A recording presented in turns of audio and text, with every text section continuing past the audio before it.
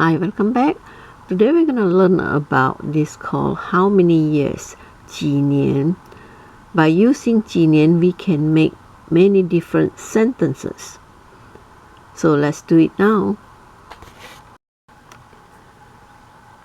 Few years ago, I went to China. 几年前我去了中国。几年前我去了中国。I composed this piece a few years ago. 我几年前创作了这首曲子。我几年前创作了这首曲子。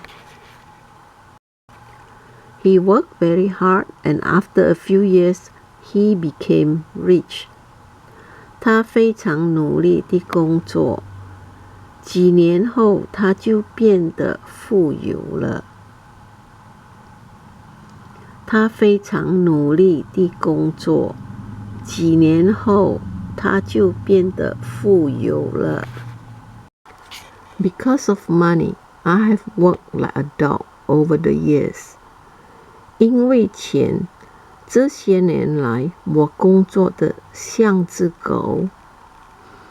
因为钱，这些年来我工作的像只狗。In the past few years, no one wanted children. 在过去的几年里，没有人想要孩子。在过去的几年里，没有人想要孩子。I will succeed in a few years.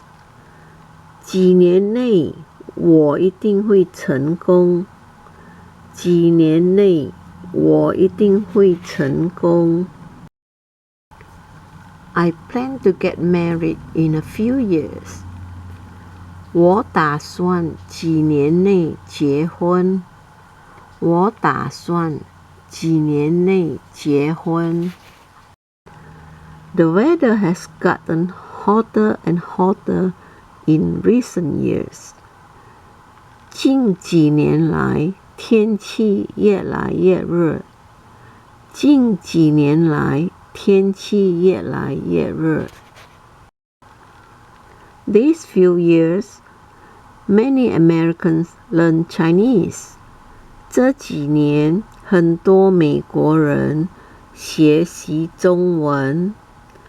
这几年，很多美国人学习中文。After not seeing him for a few years, he became fatter. 几年没见，他变胖了。几年没见，他变胖了。After not seeing her for a few years, she has now become a doctor. 几年不见，她现在已经当医生了。几年不见，她现在已经当医生了。What year were you born? 你几年出生？你几年出生？Decades have passed, but he still can't forget him. 几十年过去了，他还是忘不了他。几十年过去了，他还是忘不了他。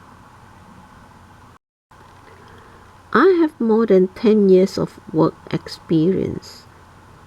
我有10几年的工作经验。我有10几年的工作经验。Okay, I see you soon. Bye bye now.